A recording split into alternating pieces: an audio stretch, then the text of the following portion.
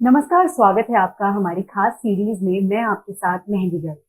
भगवान राम तो अंतर्यामी और नियति के हर गूढ़ रहस्यों को जानने वाले परा ब्रह्म स्वरूप माने जाते हैं। माँ कैकेयी के राजा दशरथ से आग्रह करने पर जब ये सुनिश्चित हुआ कि श्री राम ही 14 वर्ष के लिए वनवास जाएंगे, तब माँ सीता ने भी ये प्रण लिया था कि वे भी प्रभु श्री राम की वनवास यात्रा में साथ जाएंगी। उन्होंने भी वन मार्ग की यात्रा में श्री राम के साथ जाने की हठ लगा ली थी। प्रभु राम भला कैसे अपनी प्राण प्रिय जानकी जी को वन मार्ग में दुखी देख सकते थे। वे अच्छे से जानते थे कि एक वनवासी को किन पड़ावों से गुजरना पड़ता है और वहां किस प्रकार से कष्ट और घोर दुख होते हैं। वे स्पष्ट कहते हैं कि सबसे अधिक मनुज मोही भाई, उनकी प्रेमल छाया में मानव से लेकर पशु पक्षी कीट पतंग जड़ जंगम सबको जगह मिलती है। श्री राम कमजोर अर्थात सामान्य लोगों का साथ देने के लिए हर कीमत चुकाने को तैयार रहते हैं। उनके मित्रों में वानर सुग्रीव, हनुमान, गिद्ध जटायु, दलित सत्री सबरी, सुमंत्र और केवट सभी शामिल हैं। प्रस्तुत पाठ का ये प्रसंग श्री राम के वन गमन का है। श्री राम अपने पिता के लाख मनाने के बावजूद 14 वर्ष के लिए अपनी भार्या अर्थात पत्नी सीता और अनुज लक्ष्मण के साथ वन यात्रा पर निकल चुके हैं। राजा दशरथ ने अपने सारथी सुमंत्र से कहा था कि राम तो थोड़ जंगल घुमा फिरा कर और गंगा स्नान कराकर सीधे अयोध्या वापस ले आना।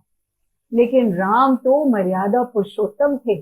वे तो अपने प्राण की कीमत पर वचन को निभाने वाले थे। इसलिए वे सारथी सुमंत्र को समझा बुझाकर किसी तरीके से वापस अयोध्या भेजकर जंगल की तरफ निकल पड़ते हैं। लेकिन जंगल के रास्ते में उन्हें सबसे पहले गंगा पार करना था, जहां उनकी भेंट भक्त केवट से होती है, जो किसी भी प्रकार से उनका चरण धो लेना चाहता है ताकि उसका इहलोक और परलोक दोनों ही सुधर जाए। दरअसल अनपढ़ केवट राम के पांव धोने के लिए जो भोला भाला तर्क देता है, वो उसके सरल हृदय और अकुंठ प्रेम का प्रमाण है। तो आइए जानते हैं इस अद्भुत प्रसंग और इस अद्भुत किस्से को।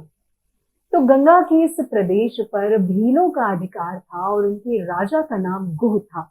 एक लोकप्रिय एवं सशक्त शासक होने के साथ ही साथ गुह राम का भक्त भी था। ये ज्ञात होने पर कि राम अपने लघु भ्राता लक्ष्मण और पत्नी सीता के साथ उसके क्षेत्र में आए हुए हैं, वो अपने मंत्रियों तथा परिजनों के साथ उनके स्वागत के लिए आ पहुंचता है। भीलराज गुह को देखकर राम स्वयं आगे बढ़े और उनसे गले मिले। वक्कल धारण किए हुए राम, सीता और लक्ष्मण को देखकर गुह को अत्यंत क्षोभ हुआ। उसने विनयपूर्ण तथा आर्त स्वर में कहा, हे रामचंद्र, इस प्रदेश को आप अपना ही प्रदेश समझे। आप यहाँ की अधिपति बनकर यहाँ का शासन संभाल लें। आपके समान समदर्शी एवं न्यायवेत्ता शासक पाकर ये प्रदेश धन्य हो जाएगा। मैं आपको विश्वास दिलाता हूँ कि ये संपूर्ण भूमि आपकी ही है और हम सब आपके अनन्य सेवक हैं। इतना कहकर गुहराज ने अपने साथ लाई हुई सामग्री को राम के समक्ष रख दिया और बोला, हे स्वामी, ये भक्ष्य, पेय, लय तथा स्वादिष्ट फल आपकी सेवा में प्रस्तुत हैं। आप कृपा करके इन्हें स्वीकार करें। आप लोगों के विश्राम के लिए व्यवस्था कर दी गई है। अश्वों के लिए दाना चारा भी पूरी तरीके से तैयार है। गुह की प्रेममय वचनों को सुनकर राम बोले, हे निषाद राज, आप इस प्रदेश के राजा हैं, फिर भी आप मेरे स्वागत के लिए पैदल चलकर आए हैं। मैं आपकी जितनी प्रशंसा करूं कम है। आपने दर्शन देकर हम लोगों को कृतार्थ कर दिया है।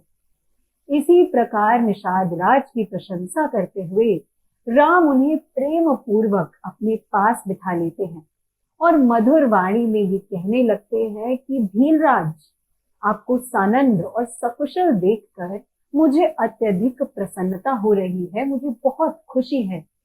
आपके द्वारा लाए गए इन उत्तमोत्तम पदार्थ के लिए मैं आपका अत्यंत आभारी हूँ, किंतु बंधु, मुझे खेद है कि मैं इन्हें स्वीकार नहीं कर सकता हूँ। ये सारे पदार्थ राजा महाराजाओं के खाने योग्य हैं, किंतु अब हम तपस्वी हो गए हैं और हमारा भोजन तो सिर्फ और सिर्फ कंद मूल और फल है। अतः हम इसे ग्रहण बिल्कुल भी नहीं कर सकते हैं। हाँ, अश्वों के लिए आप जो दाना चारा लाए हैं उन्हें स्वीकार करके मुझे बहुत प्रसन्नता होगी, क्योंकि ये मेरे पिताजी के प्रिय अश्व हैं, जिनकी सदैव विशेष देखभाल की जाती है।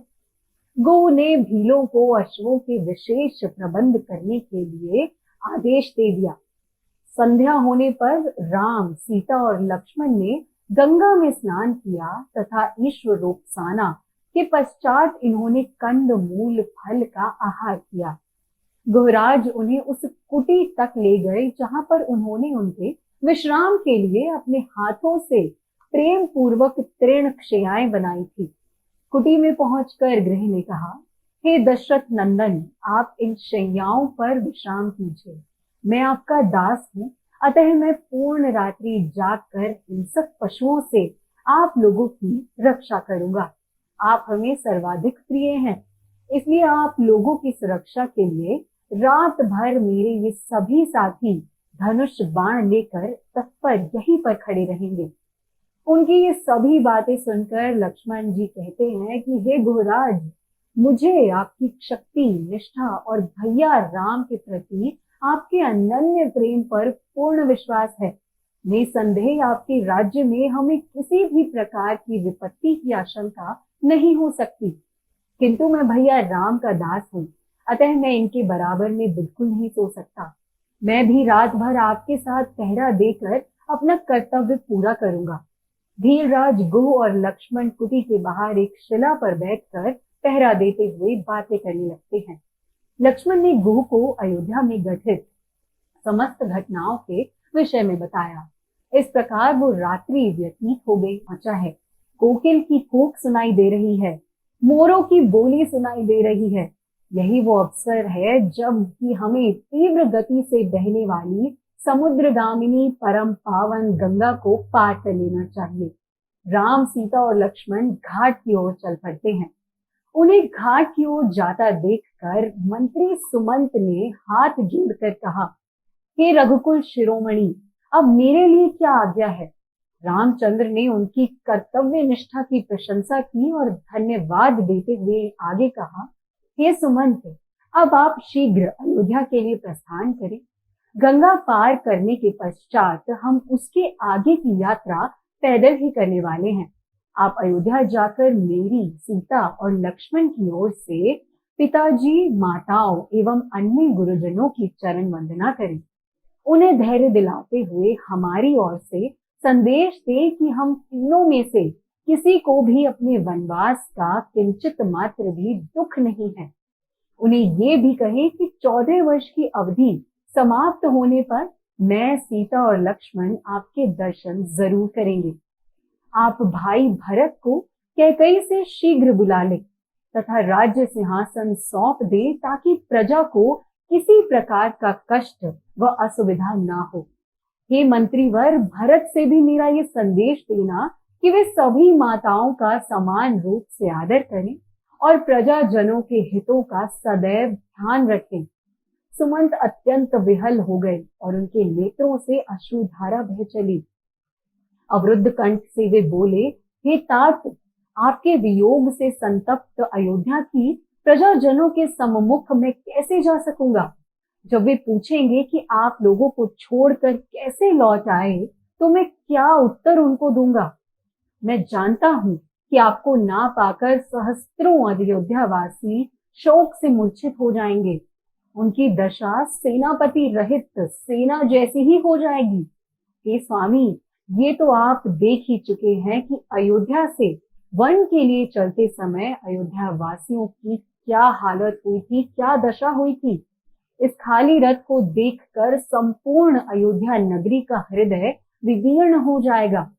हे प्रभु, मैं माता कौशल्या को कैसे अपना मुख, अपना चेहरा दिखा पाऊंगा।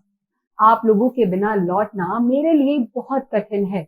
इसलिए हे नाथ, आप कृपा करके मुझे भी अपने साथ ही ले चले। इस प्रकार से दीन वचन कहकर बारंबार याचना करने वाले सुमंत से सेवकों पर कृपा करने वाले श्री राम ने प्रेम पूर्वक कहा, भाई सुमंत, मेरे प्रति आपकी जो उत्कृष्ट भक्ति है उसे मैं अच्छी तरह से समझता हूँ, किंतु तुम्हारे न लौटने से माता कैकई के मन में शंका उत्पन्न हो जाएगी।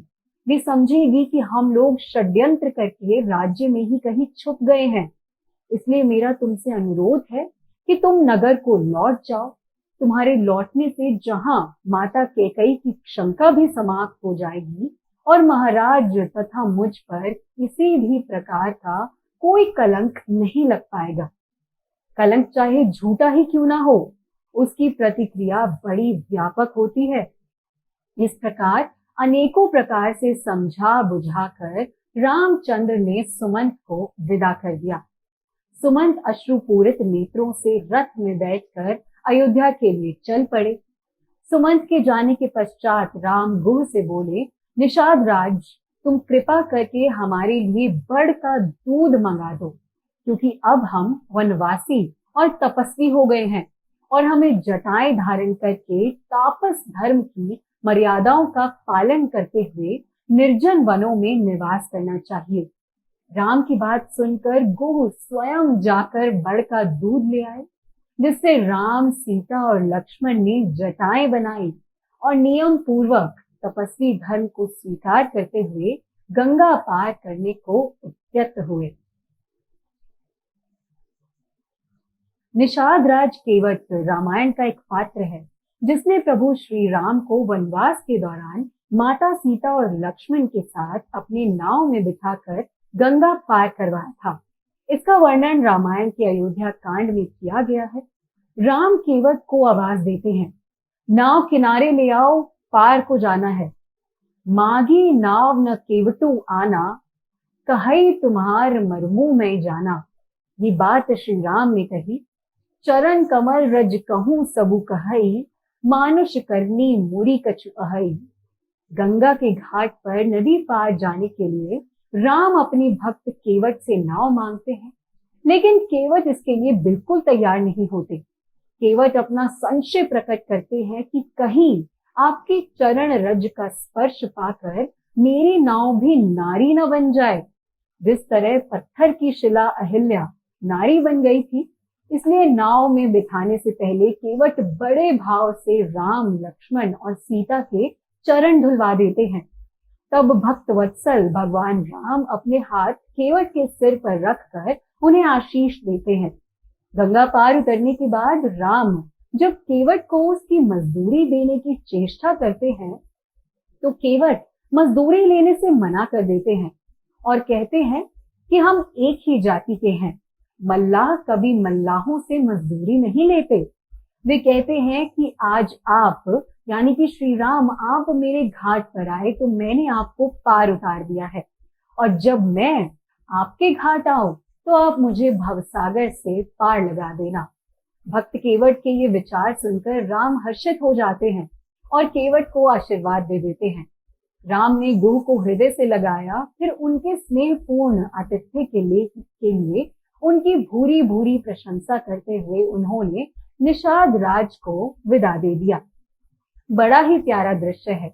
भगवान का एक पैर धोता उसे निकलकर कठौती से बाहर रख देता है, और जब दूसरा पैर धोने लगता है तो पहला वाला पैर गीला होने से जमीन पर रखने से धूल भरा हो जाता है।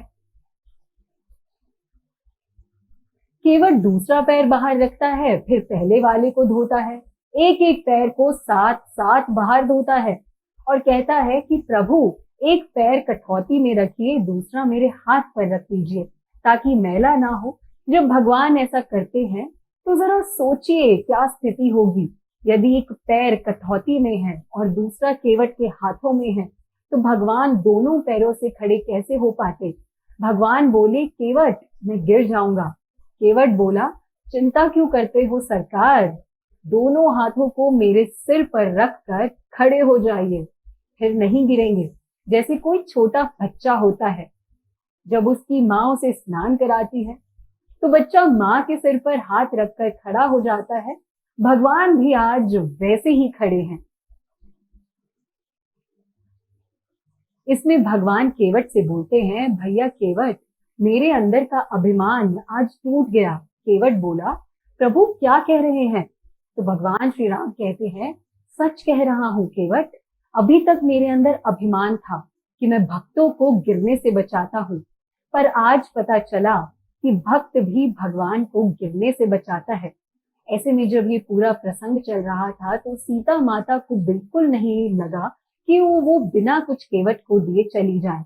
तो ऐसे में सीता माता केवट को भवसागर पार कराने की जो शर्त है वो तो मान लेते हैं भगवान श्री राम और सीता माता, लेकिन सीता माता इस प्रसंग के दौरान अपनी अंगूठी उतार कर केवट के हाथों में रख देती है। और ये प्रसंग जितना सुनने में खूबसूरत लगता है उतना देखने में भी बहुत ही आश्चर्यचकित कर देता है और खूबसूरत दृश्य देता है। ऐसी ही अनसुनी कहानियां और ऐसी ही भगवान श्री राम और सीता माता को लेकर दिलचस्प किस्से हम आपको सुनाते रहेंगे। आप हमारा ये खास प्रोग्राम देखते रहिए रोज सुबह 7 बजे। लेकिन उससे पहले ये वीडियो आप शेयर कीजिए, हमारे चैनल को सब्सक्राइब कीजिए और श्री राम से जुड़ी अनसुनी कहानियों को देखने के लिए सिर्फ देखते रहिए राम आ रहे हैं।